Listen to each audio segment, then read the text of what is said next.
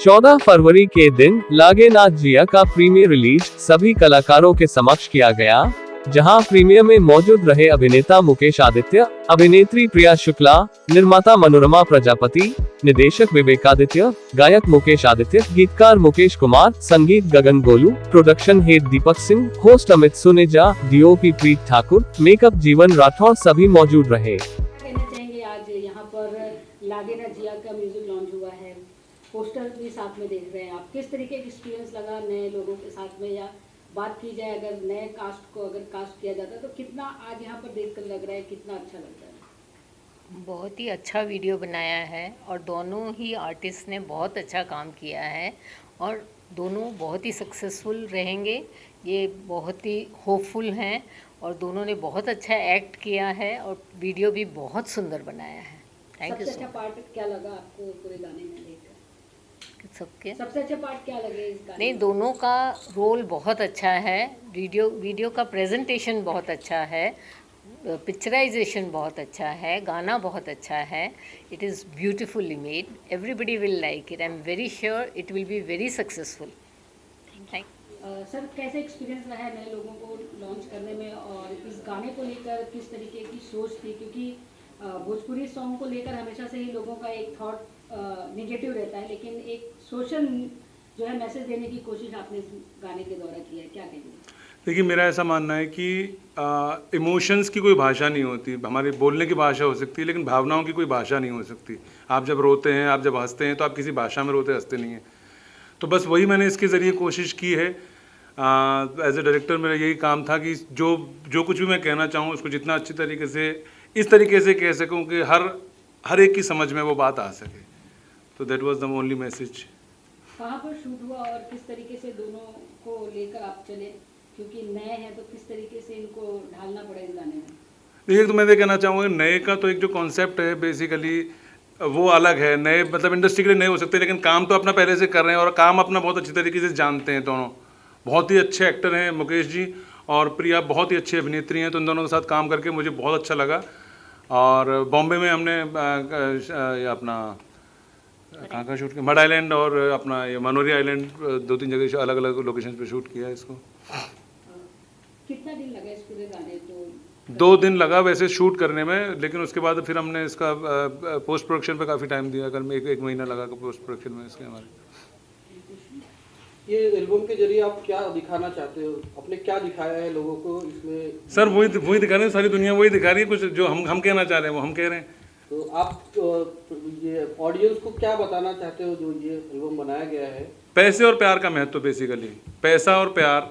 वो उसमें आपने तो आर्टिस्ट को आर्मी वाला दिखाया है जी, और कैमरा हाँ जी, सॉरी।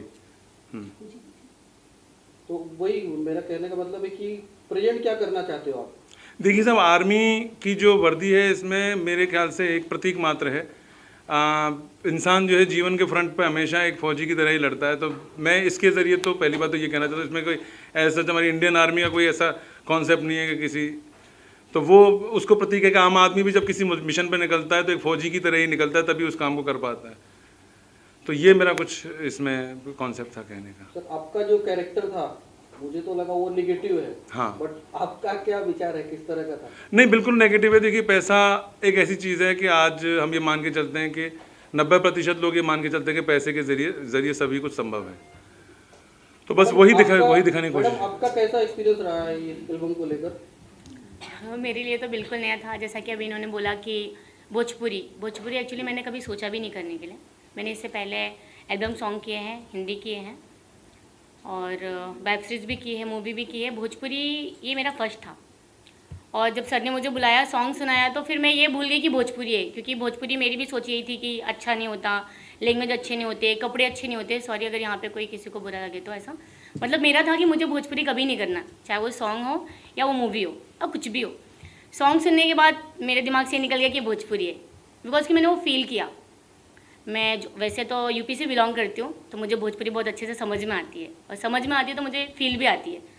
तो जो सॉन्ग का इनका मतलब था, प्यारे प्यारे, बीच में एक लाइन है उसमें, काहे छोड़ गईला यार भूल गईला, लाइक वो सही बात है कि मतलब एक इंसान होता है कि शिद्दत से मोहब्बत करता है, फिर बीच में गैपिंग आती है, जैसे कि फ़ौज में है तो ये चले गए तो शायद मेरा माइंड कहीं और चला गया, क्योंकि मुझे पैसा चाहिए होगा या प्यार चाहिए होगा, जो भी है, फिर मैं दूसरी जगह चली गई।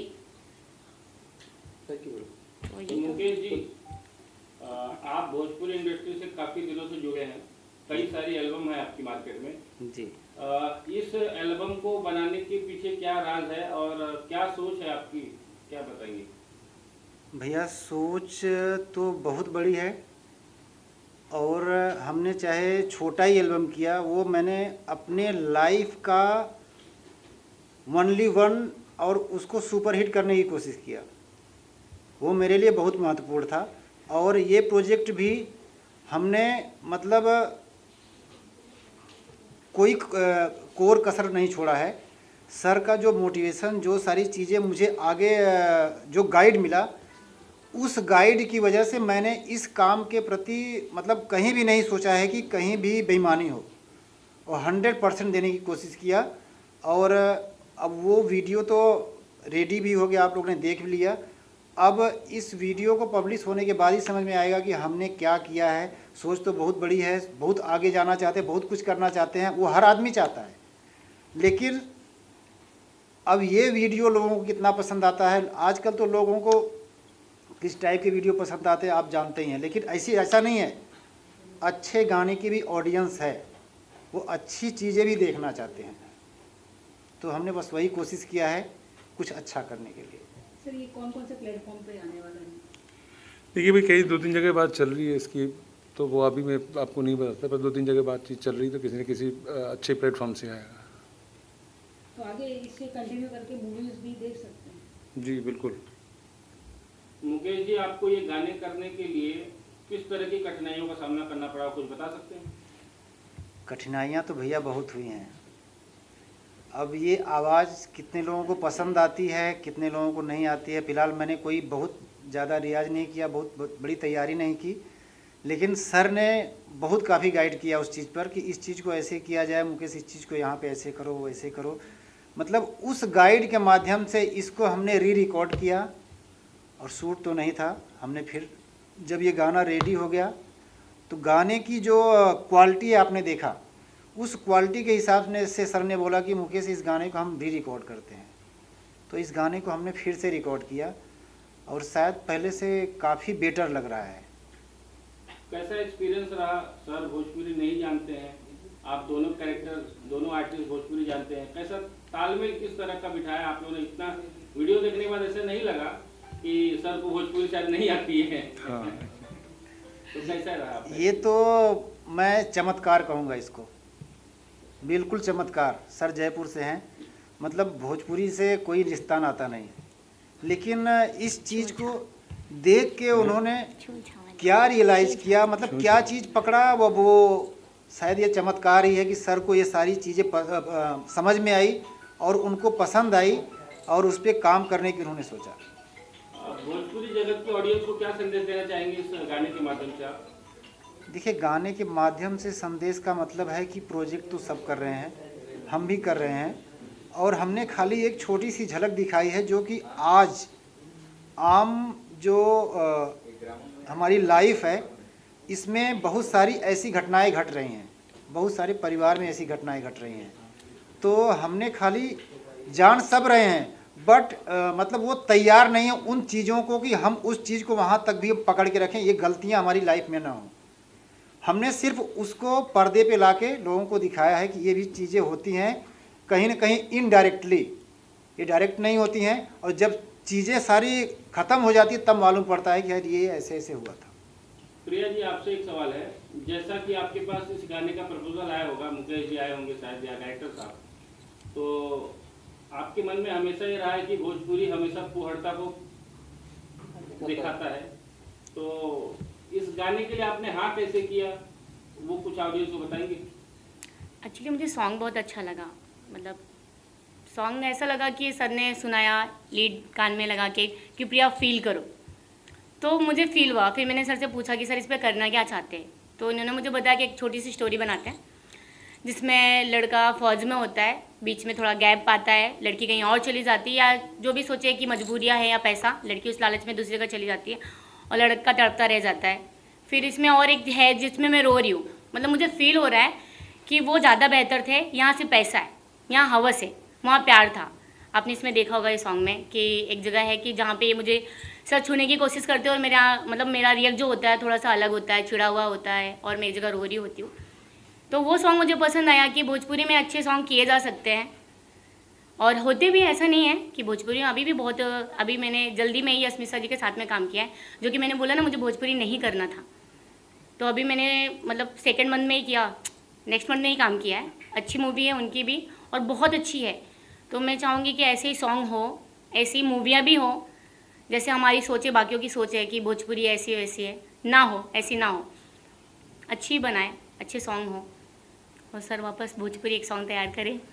नहीं, भोजपुरी में एक तो मैं ये देख रहा हूँ ना, जो मुझे जो पर्सनली ऐसा लगता है कि थोड़ा सा एक्सपोज ज़्यादा हो जाता है, इतना एक्सपोज हो जाता है कि हम बनाते हैं। जैसे मैं भी अगर ऐसा कुछ करता तो मैं नहीं सोचता कि मेरे परिवार या मेरे घर वाले देख के खुश होते कि बहुत अच्छा काम किया है।